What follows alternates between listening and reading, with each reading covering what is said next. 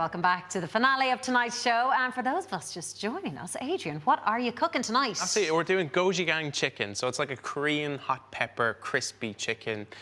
We're using cornflakes then to get the kind of crispiness to it as well. So it's delicious like that. So could we have this for our breakfast?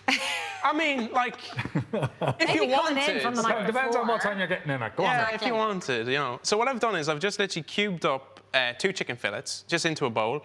And this is something you can do the night before, or we recommend 2 hours minimum for this. Buttermilk. So it's like loads of acidity. So the idea of like buttermilk is it's nearly as acidic as like limes or lemons. So what that does is that marinades basically or tenderizes meat. So you think of like when you cook chicken, say if you overcook chicken, it is the toughest, rubberiest thing in the world. What this does is it takes quite a cheap. He has a camera into my kitchen. You wouldn't know, you know. So basically what this does is you dredge, basically, or you submerge the chicken in the buttermilk, and the acidity does its thing, and it just works away and breaks down basically everything and creates the most moist, kind of silky, smooth chicken ever. So Adrian, to taste buttermilk, does it taste like sour milk? Does it taste like it's gone off? Or does it does, really... Buttermilk is like, it is. So to make buttermilk, if you wanted to make your own, just get yourself double cream, whisk away until it splits, and then just sieve it through muslin.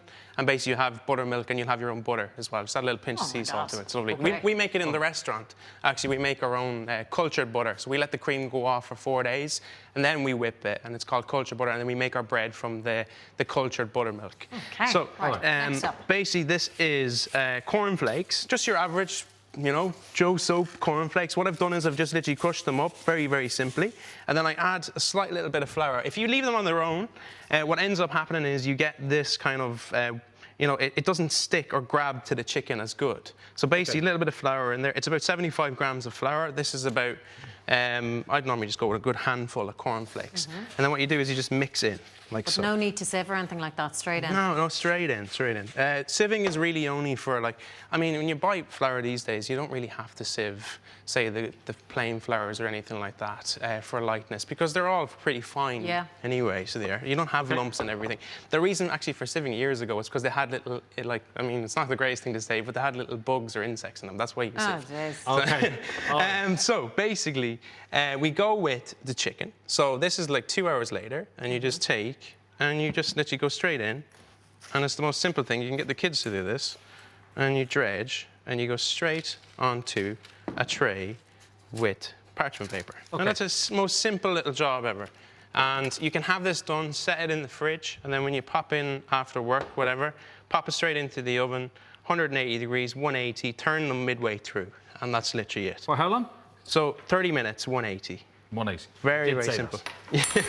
There you got your fork. The fork has appeared magically from the way. This is like your panning.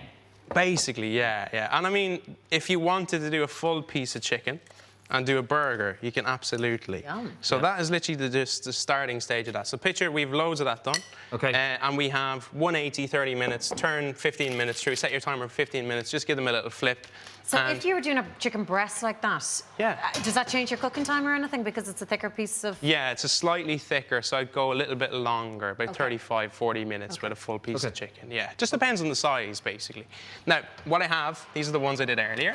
So these are 30 minutes in, and they're just keeping warm in the oven, like so. So they go ridiculously crispy.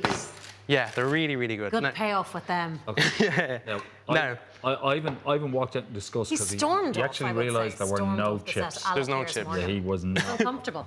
So I actually forgot to say, I added a little pinch of salt to these, and then I just sprayed on a little bit of olive oil. You can deep fry. That's no issue at all. You can deep fry them if you want. So before you put them into the oven, yeah, just a little bit of spray oil on top and a little pinch of salt. I didn't know you could get rapeseed spray. Yeah, I thought it was only kind of like the diet oils that you could get in the spray. Yeah, no, you can get rapeseed oil now in spray, yeah. Okay. Good Irish product, you can't beat it. Yeah, for sure. Now, so this is the paste. So the gochujang paste, this is basically fermented chilies. So an excessive fermented chilies. How to ferment chilies yourself at home is quite simple. It's just you weigh the chilies and take 3% of that weight with ionized salt, basically. And you put it into a Kilner jar, and you burp the jar for 7 days. That's what it's called. So you basically open the jar, let the air out, close it, and for 7 days, and then you have fermented chilies. And they just blitz it up then with soya bean and little bits of rice and everything. Okay, that's when you're making your own buttermilk. That's when you're making your own buttermilk. yeah. But if you just want to buy it, when you want to buy it, go straight to the shop. Yeah.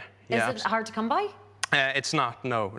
I mean, most supermarkets will have it. Okay, cool. So Korean hot chili paste. Normally, they call it Gochujang in like the Asian stores, but you'll see Korean hot chili paste. You'll see it in. So we have 4 tablespoons of that, and then I like acidity as well.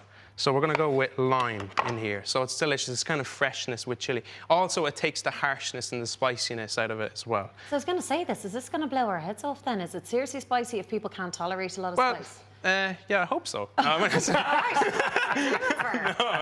I'm only joking. It's not too bad. It's not harsh. So it's like the fermenting of chili basically takes the harshness out of it. Okay. So it's really good. Yeah. I haven't eaten your food before. Have you not? Are you afraid? You're in for a treat. Really? Yeah. So I don't know about that. Water for Karen. Yeah, exactly.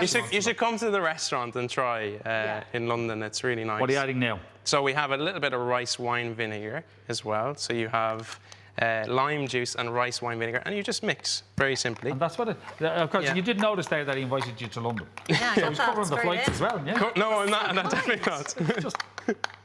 Okay, you've only got about a minute left. No, lovely. So what we do is you get your chicken, okay, like this, and we just dip straight in to the sauce. Okay. And once it comes straight out of the oven, and you get a lovely kind of glaze on top of there as well. So I'll do a few of these. And if you don't like it too spicy, this is my recommendation, is pile on, like so. And dip. And dip, or you can spoon over as well. I have to ask you, Cavan Man, who were you shouting for at the weekend? Who am I shouting for? Where are you shouting for? Mayor I don't shout for anyone but Cavan. So I wanted both teams to lose. He's obviously been to Ivan Yates's media masterclass. Exactly, one of his early students. I say that to my girlfriend all the time. It's like any other team. I don't want anyone else to win. So you've rice on, and then I've just a few little bits of like pickled red cabbage, enoki mushrooms. It's just a full plate. Enoki what? Enoki mushrooms. Yeah. Okay. They're really, really good. Are they real, or are you just making it up? No, enoki, basically, you can eat them raw. They're really, really good. It's like kind of like a salad mushroom. It looks amazing. And while you're adding the chilies, we got to say, we're done. We're done. Absolutely. That's all we got time for. Big thank you to all of our guests and to Adrian. Thank you very much. Yes, Andrew Maxwell on the show tomorrow. Have a lovely evening. We'll see you tomorrow. Bye-bye.